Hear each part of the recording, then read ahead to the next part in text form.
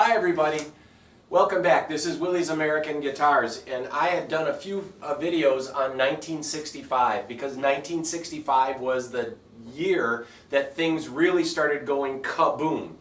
And for our three subject matters, Martin guitars, Gibson guitars, and Fender guitars, Fender is probably the most dramatic for 1965 because that is the point that it's pre-CBS. In 1965, Leo Fender, who was the engineer that engineered all these amplifiers and all these guitars and basically invented the solid body guitar, I know, Paul Bigsby, I know, but invented the solid body guitar for mass production, was responsible for everything. The music in general just expanded because of the solid body electric guitar and the availability of something that was portable, functional, easy to fix, and high quality. In 1965, Leo Fender handed over the keys to Columbia Broadcasting, and at that point in January of 1965, it went from owned by one guy and some partners to owned by a big corporation. And that, my friends, is where things get sticky. Martin guitars in 1950 went from 2,000 guitars a year till 6,000 guitars a year. They were minuscule compared to Fender and Gibson. Gibson went from 5,000 a year in 1950 to 100,000 a year in 1950. They are dwarfed by Fender in the amount of items they sold. Leo Fender worked as a radio repairman and made small amplifiers back in the late 40s and was known really because of Bob Wills. Bob Wills would buy steel guitars and amplification from Fender. Leo Fender in the late 40s, right after World War II, was making and renting public address systems and amplifiers for country bands that were dotting. World War II ended in 45. Fender started in 1946. In 1948, there was no solid body guitars. The only solid body guitars were steel guitars, lap steel guitars, or pedal steel guitars. That was it. And as big bands went away, it was so hard to call 44 of your closest friends to go play. As big bands started going away and the economy bloomed, little bands started dotting the country, and people were anxiously going to clubs, and broadcasting to those people became a bigger and bigger challenge. So Fender really designed the Pro Amp and the Dual Professional, 210s for the Dual Professional, single 15 for the Pro Amp, to reach all those people. And Bob Wills was largely responsible for that. Leo Fender rented him gear and sold gear, and Leo Fender had his nose in the back of all these amplifiers to make sure they were loud, clear, and had punch, like lemonade. That was his quote. He went on to make these lightweight, durable, easy to fix amps that even today are the standard by which all others are judged. Now you get to 1950. Leo Fender is working, his neighbor is Paul Bigsby. Paul Bigsby was making solid body guitars that were about what's equivalent to $10,000 today. Paul Bigsby would make one or two, special ordered, they took a year. Leo Fender arguably borrowed some of those ideas from Paul Bigsby and made a guitar that he built that was durable and wouldn't feed back. As audiences got bigger, amps got bigger, these big hollow body guitars fed back and they become a nuisance on stage. So Paul Bigsby, who kind of introduced it, really invented a great guitar that would not feed back on stage. That made it much easier to play. A skinny guitar with a skinny case was easier to stick in a van. It made your mobility better. It made durability better. It made getting in and out of clubs night after night and having a guitar that was functional, that you could change the tuners or change the neck or change the pickups on, that much more popular. We as Americans invented folk, country, blues, and rock and roll. Okay. Maybe not folk, but we did invent the other things. And we invented the tools that made them famous. So in 1949, Fender, making mostly amplifiers, to which they are most famous for in the 50s and 60s, there was no solid body guitar with a Spanish neck. In 1950 came the Esquire. Now the Esquire was made of pine. They had to burn off a lot of wood because of termites. So a lot of the Esquires came back. They renamed the guitar the Broadcaster for broadcasting in radio.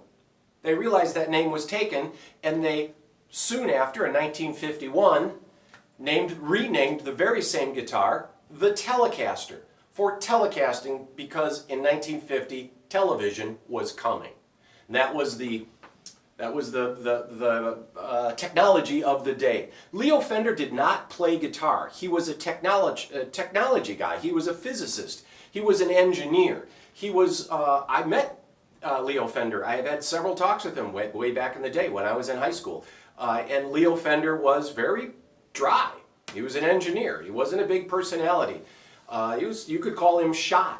But Leo Fender made this stuff and made it for practical reasons. So in 1950 came the Broadcaster and ultimately the Telecaster. Now this is the instrument that changed everything. In 1951 came the bass. Think about it. Before this, you had a big doghouse bass. This giant thing that you actually needed a van to move around. It was hard to amplify, necessary for a band. You got people dancing. You want a bass. You want a bass to keep things going. The 1951 bass was bow. It was crazy.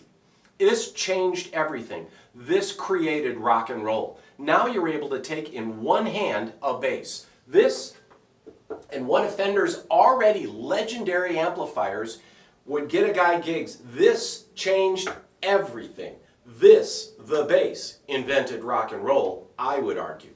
So now we have 1952. And things were really jumping. Country music was big. Rock and roll has not really been released. We talked about Rocket 88, the first rock and roll single, but we didn't have Elvis yet. 1954 is when the Stratocaster came. Now we had the Broadcaster, Telecaster for television. The Stratocaster was thinking more space, the final frontier. And this, with all its swoopy curves, was kind of a Pininfarina design, which was an Italian designer that made cars. Leo Fender was a big car guy. 1954 really is when things started getting unscrewed. That's when Elvis came on the scene. That's when Bill Haley and the Comets came on the scene. And Bill Haley and the Comets had this Rock Around the Clock. That was 10 million records. That is a huge number. Ladies and gentlemen, rock and roll had arrived at that point, and everybody was copying it. Elvis came about 1955-56, right after the Stratocaster. You'll also notice that the Stratocaster had a white pickguard. It's at that point in 54 that the basses had a white pickguard. They improved the bass in 54, and still the amplifiers are what kept Fender in business. Why? Because they were so reliable. I know an old guy from a music store in Iowa that told me he had to hide the Fender amps behind the counter because he tried to sell everything else and he couldn't get them. Fender was constantly on back order. In 1950, Fender had about 10 employees. By 1956, he had 60 employees and had doubled and doubled and doubled again his factory size. This was a huge American success story. So we have a couple of things here. This is a 1953 Telecaster that's been refinished. This is a great guitar and a great buy. This would qualify as, why is this still here? Flat pole pickups, black guard, refinished so it's cheaper. We have custom shop guitars. This is an Esquire. Now the Esquire was the name of the first Telecaster, quickly disappeared, and then it became their third model without the neck pickup. Here you can see, of course, this has a neck pickup. This does not. I love Esquires. Why? Because the lack of the magnet there. Your string vibrates back and forth and the magnet is missing. The magnet is pulling on the string. Without that extra magnet, that extra pickup, these tend to be livelier. This is a custom shop guitar. Now, in 1958, Elvis was in full swing and selling millions of records. Everybody wanted to be Elvis Presley. And in 1958, they invented the Jazzmaster. The Jazzmaster was actually meant to replace the Stratocaster. But in 1959, Buddy Holly died. 60 years ago, almost to the day today, Buddy Holly died. Today is February 6th. That is the day Buddy Holly died, and along with the Big Bopper, with that, as Buddy Holly, his legend went on, the Stratocaster sales started picking back up and really never looked back from there. In 1958, Elvis went into the Army and was there until 1960. In the 60s, rock music slowed down a little bit, but our British cousins were collecting records of blues records. Mick Jagger, Keith Richards, Ronnie Wood, the Beatles, Yardbirds, all these guys were studying American blues that in our country was a small part of record sales. And in 1962 came the British invasion. That again blew the lid off everything, and Fender kept expounding again and again and again and making amps better. In 1960, Fender switched from their tweed covering to their black covering. In 1963, they added reverb to their combos. The hits just kept on coming. Fender had Harry Rhodes, the Rhodes piano, working for him.